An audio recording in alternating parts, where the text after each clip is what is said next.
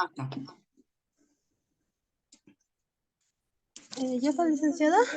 Sí, Ahora sí. escucho sus preguntas.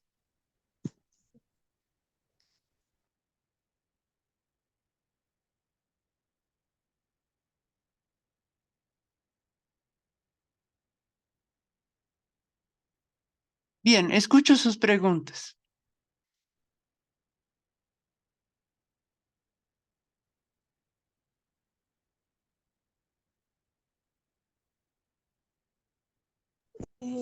Licenciada, ¿me escucha? ¿Sí? Hola, hola. Te Ya. escucho.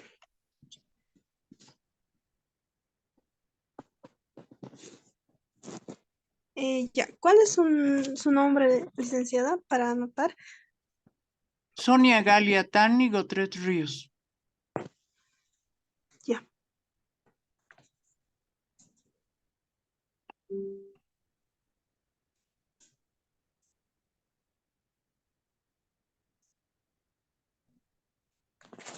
Ya. La primera pregunta es, ¿qué es la procrastinación? En los niños, ¿verdad? En los estudiantes.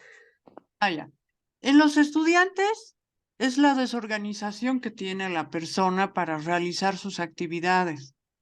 Por ejemplo, digamos que tienes una tarea en una materia, sabes que tienes que realizar la tarea, pero te desorganizas totalmente, no llegas a realizar la tarea. A pesar de que has anotado en tu cuaderno que tengo que realizar la tarea, digamos, de matemáticas, llega la clase de matemática y resulta que no has hecho la tarea, ¿no? Entonces, en la procrastinación quieres hacer muchas cosas, pero en realidad no haces nada o casi nada. Una desorganización total, digamos, a nivel de estudiante. Ya. Gracias, licenciada.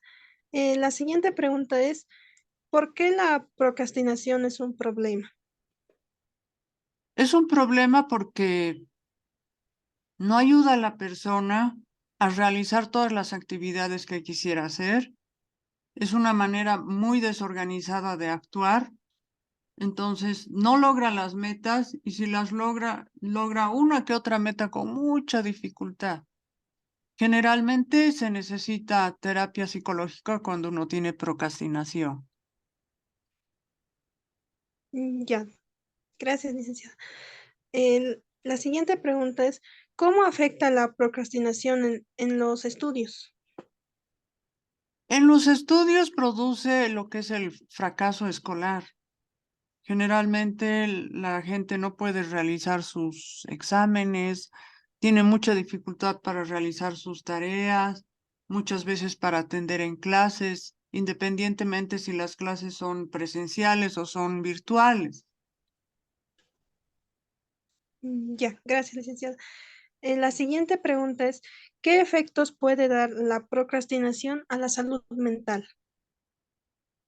Hace dar la sensación a la persona de que tiene muchas cosas para hacer, pero no hace nada.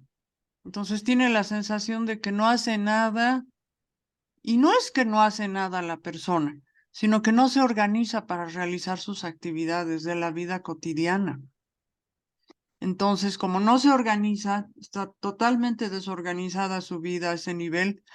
Entonces, le cuesta mucho lograr sus metas, tiene una sensación de insatisfacción permanente. Ya, licenciada. La siguiente pregunta es, ¿qué tipos de procrastinación existen? Puede ser a nivel escolar, puede ser en la vida cotidiana, puede ser a nivel también laboral, serían los más importantes. Ya. La siguiente pregunta es, ¿cómo lidiar con las emociones que generan aplazar las tareas? Como lo han visto, ¿has asistido a la maratón académica? Sí, licenciada, estuve presente. Bien, como lo has visto en la maratón académica, hay que saber lidiar con los sentimientos, con las emociones. Les han dado una tarea, ¿te acuerdas? ¿Cuál era la tarea que les han dado? De las actividades, licenciada, eran Sí, la última tarea que les han dado a ustedes. con la segunda coaching, ¿verdad, licenciada? Exacto, exacto. ¿Cuál era la segunda tarea? ¿Te acuerdas? Si no me equivoco, licenciada, nos hemos organizado en grupos Ujú. y hemos hecho una especie nos han dado unos objetos para decir, ¿cómo se dice esto? Unas ideas. Por ejemplo, bueno, nos dijeron a todos los que estábamos presentes qué podrían hacer con una almohada y con un ladrillo, nos dijeron. Ay, Es, sí, ya. A ver, en un resumen, uno de mis estudiantes ha puesto que les han dado una tarea de recordar algo muy triste que les sirva como impulso, por ejemplo. Hay gente que ah, desarrolla la procrastinación cuando le ha sucedido algo muy triste y se ha quedado en eso, en esa pena, y no ha podido seguir adelante. Por ejemplo, digamos, hemos pasado este proceso de pandemia, digamos que sí, se muere tu primo hermano con coronavirus, ¿no? Y te da mucha pena, era alguien con el que jugabas y pasabas mucho tiempo y lloras y demás, y te empieza a dar procrastinación, porque solamente te acuerdas de eso y entonces empiezas a no estudiar bien, desordenar más de lo habitual tu cuarto, dejas de hacer muchas cosas que antes hacías, otras que no hacías te pones a hacer, pero no terminas nada, todo lo dejas o casi todo a la mitad, entonces ya empiezas en un proceso de procrastinación porque no has manejado bien tus emociones, en este caso tu pena, tu sentimiento de tristeza. Entonces, sin embargo, si eso fuera más bien un impulso para lograr una meta, digamos que tu meta es hacer algo, algún tipo de comunicación para que más bien todos nos cuidemos de manera efectiva del coronavirus, nos hagamos vacunar, para que no se mueran como tu prima hermana que por ahí no se ha hecho vacunar, digamos que tenía miedo a las vacunas, algo así. Y entonces esa pena te da una emoción positiva, un objetivo, una meta, y no quedarte sumido en la pena, por ejemplo. Entonces ahí vas manejando mejor el control de las emociones. mm, ya, licenciada. Eh, la siguiente pregunta es, ¿cómo podemos evitar la procrastinación en nuestra vida diaria? Siendo lo más organizados posibles en la realización de nuestras actividades cotidianas, viendo las prioridades de nuestras actividades más importantes, luego las secundarias y así vamos bajando de nivel, siendo que nunca vas a dejar de hacer las actividades más importantes. Por ejemplo, ¿qué es lo más importante que no debe dejar de lado la persona? El alimento, ¿no ve? Sí, Alimento, vestido, tener donde dormir. Dentro de eso está tener dinero para pagar, ¿ves? Si estás en época, digamos, laboral. Entonces, eso debería ser lo primario, que tú decidas cuántas veces tienes que comer al día, que te tienes que asear, lavar la boca, entonces las actividades primarias. Lo que le sigue, cuán importante es el estudio. Entonces, poderte capacitar para poder tener un trabajo adecuado, digamos, en el futuro, ¿no ves? sí, sí. Entonces, ahí tú vas decidiendo qué es lo primero, qué le sigue. Sin embargo, si estás en esto de procrastinación, por ahí para ti también es muy importante desarmar tu arbolito de Navidad. Pero tal vez eso deberías haberlo hecho a principios de enero, no en noviembre, octubre, digamos. Si tienes procrastinación, por ahí tu arbolito de Navidad sigue armado. No lo has Sí, terminado de guardar. O sea, hay gente que sí, tiene procrastinación y hay cosas que no ha terminado de hacer, lo ha dejado ahí. Sabe que lo tiene que hacer, lo quiere hacer, pero hace un montón de cosas y no logra concretar su actividad, ¿te das cuenta? Entonces, una sí. persona, digamos que tiene algo de procrastinación, ya estamos por llegar a medio año y sigue sin terminar de guardar su arbolito de Navidad, por ejemplo. ¿no? Entonces son situaciones que hay que ir organizando. ¿Será que esa persona se quiere quedar todo el año en Navidad? ¿Qué es lo que está pasando psicológicamente para que haya cosas que las deje así, abiertas, y cada vez son más cosas sin terminar en su vida cotidiana?